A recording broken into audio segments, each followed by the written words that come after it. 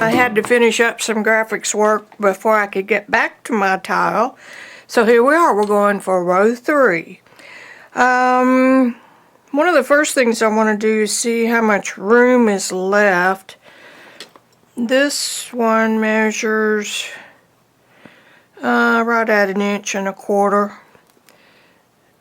And that one's right at 1.25 inches. So if I come up, the little space between them is making the difference. I think I'm going to make this one 1 1/8 inches, just for grins. Sure wish that light wasn't making such a shadow, but we're getting good color, so I'm not going to complain. Okay, 1 1/8 inches.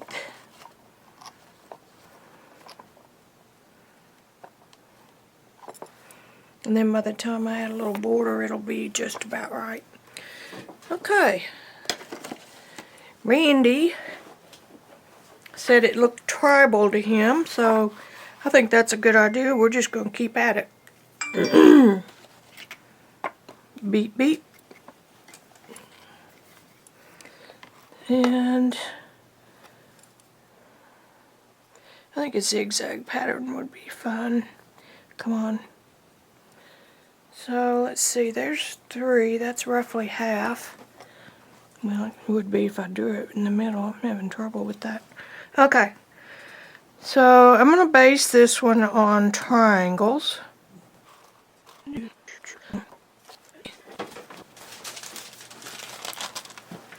This is more planning than I usually do,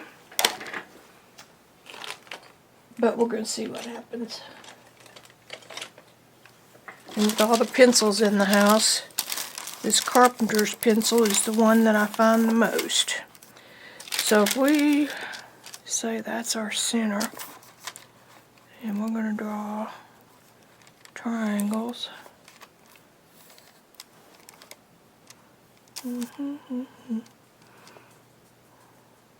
I think that's too wide. Let's go here. Here, here, here, here.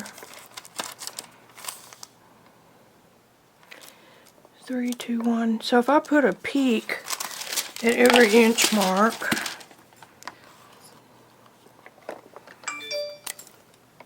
let's just try this. 2, 1, 4, 5. Now let's see if we reduce that width. I'm talking to myself, can you tell? So come down. Okay, that gives us more of an oblique. I'm sure that's not the right word. I'm going to draw another line right here.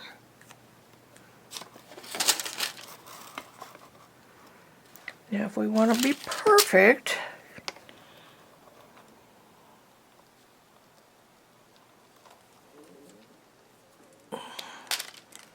I'm going to draw half, half.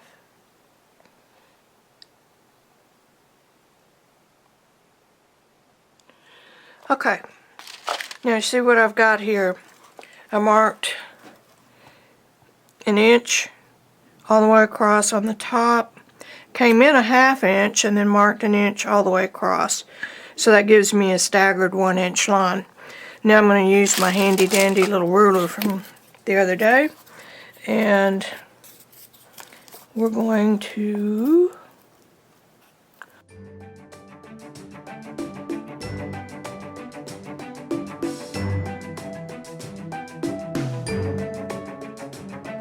okay, now the fun part.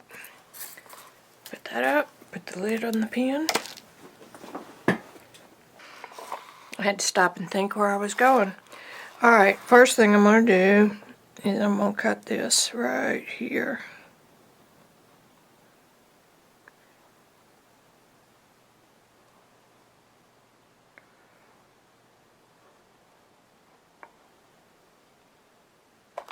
Okay, pretty straight. And then I'm going to turn around and come back and finish that edge. Just like that. pretty straight. Alright, now I'm going to cut each of my diagonals.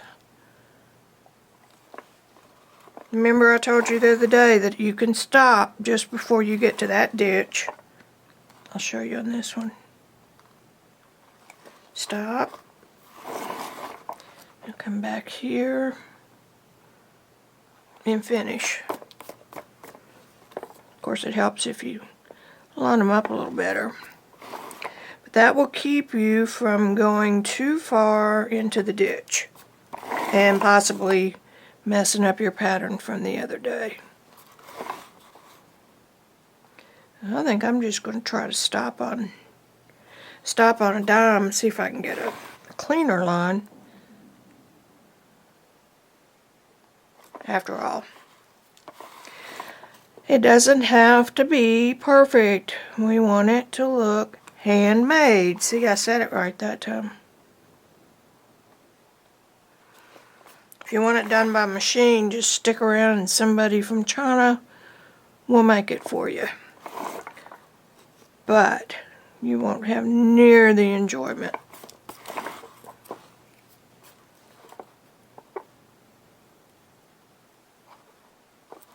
See, it skipped that time. Just barely caught a skid, and it's because my hand was stretching a little bit. I wasn't close enough to it. But I was trying to keep it in camera.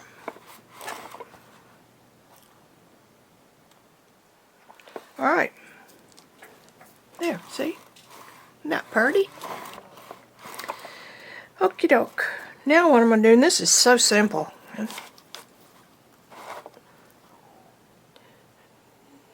Parallel lines.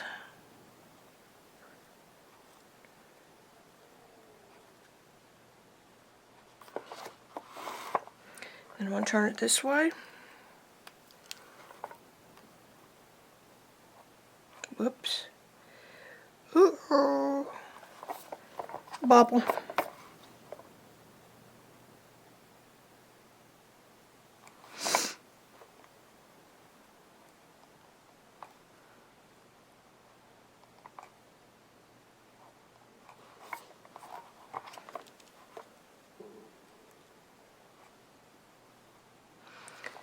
I don't know what I'm going to do when I finish this. I've really enjoyed working on it. I just might start another one.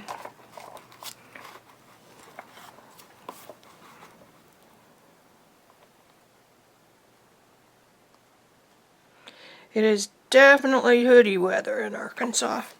It's supposed to be warmer today. A little bit. Whoops. I almost did it, didn't I?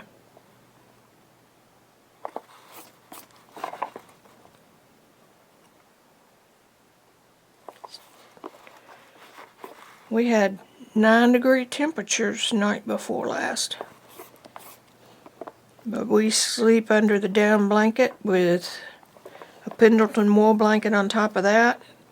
And our 2 hairy kids, 2 miniature schnauzers named Beamer and BJ, in the bed with us. And we have the window open and the heat down, and it's just grand.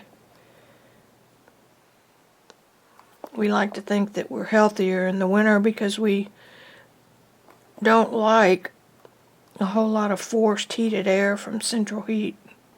I much prefer radiant heat, but we don't do that here in Arkansas.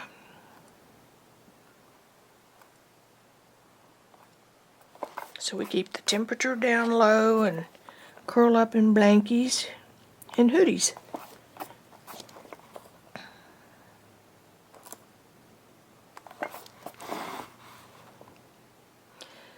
The inconsistencies, in my opinion, add to the charm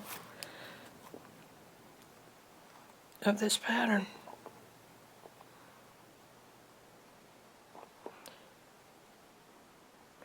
If I'd wanted it to be perfect, I would have done it on the computer and then traced it.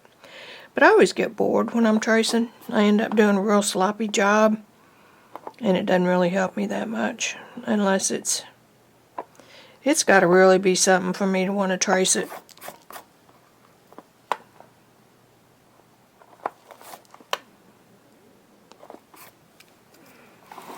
This is going to be a nice contrast to these because it's more cut, and being right in the middle. I think that I'm just going to count that as a big plus.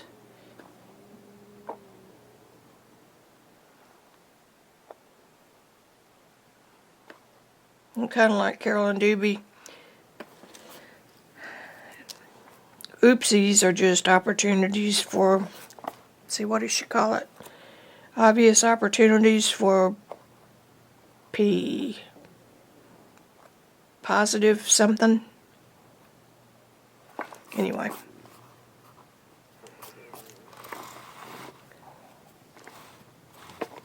There are no mistakes.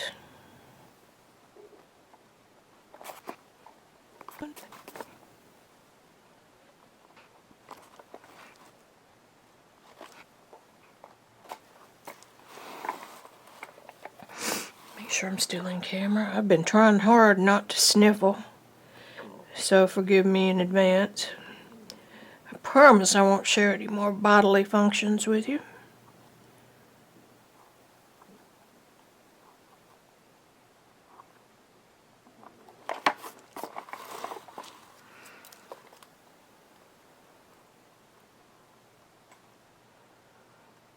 Now we're going to have to pick out at least 2 more tribal kind of patterns.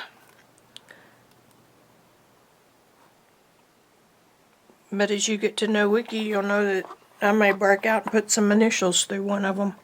You never know.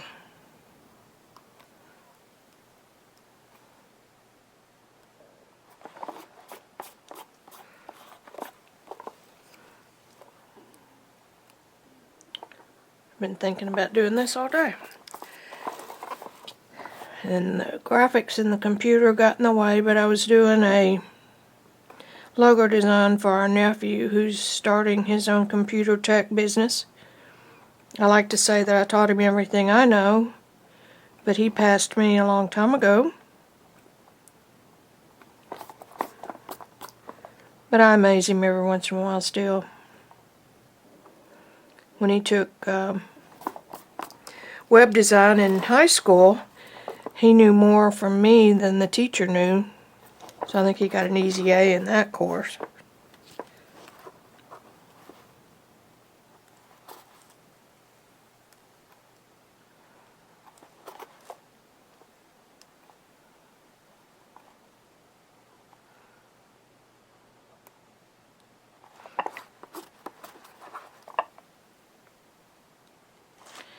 I can't tell y'all how easy this cuts.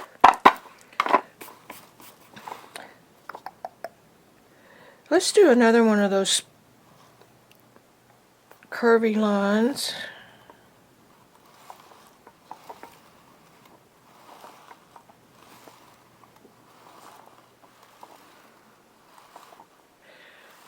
Getting a little deeper scallop shape. I've got to quit because I'm getting too far away from my hand. Pull this back.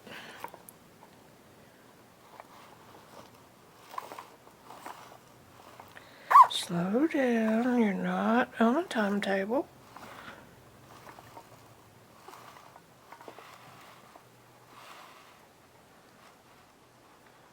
Got too deep. When you start having to push too hard, whoops, means you're in too deep. Looks like I was off to the races over here. Okay, and one more horizontal line to border that off.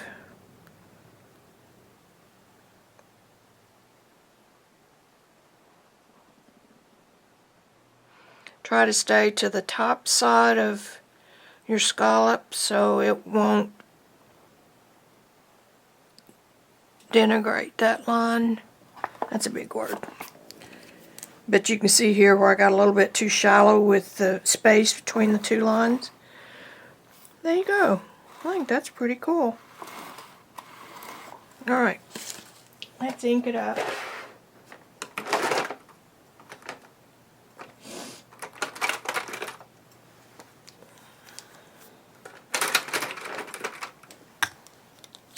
Oh, with yellow and orange. Oh, there's a good red. I've been haunting the kids' crafts aisle lately. Ooh, there's a yellow.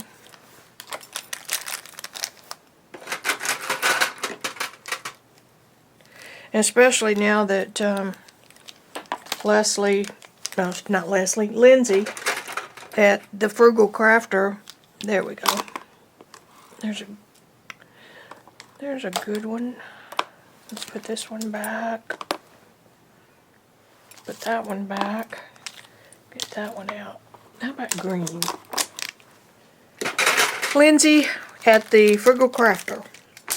And if you haven't read her stuff, you need to go look her up because she has DIY tips on everything from filling children's Crayola markers to making your own one of the sprays, Wink of Stella sprays. It's so cool because you use Futura floor wax with it. Alright, I'm playing. Let's see what we get here. I'm going to do yellow.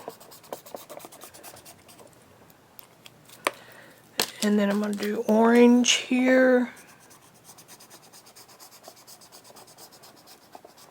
Ooh, that one's scented. How come the kids get all the fun? And then I'm going to do green. You got to be quick because you never know. I don't know how long these things, what my open time is. And you could probably spritz it with a little bit of water. Alright, fast, fast, fast. Here we go.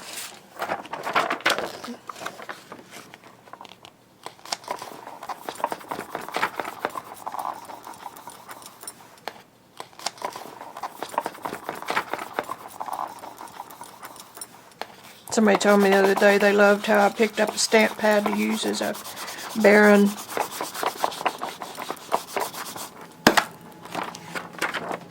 Look at that. Is that cool? Whoops. Get it in the camera. There. That's neat. You can see little spots where I missed getting the ink on. And still picking up that resist pattern from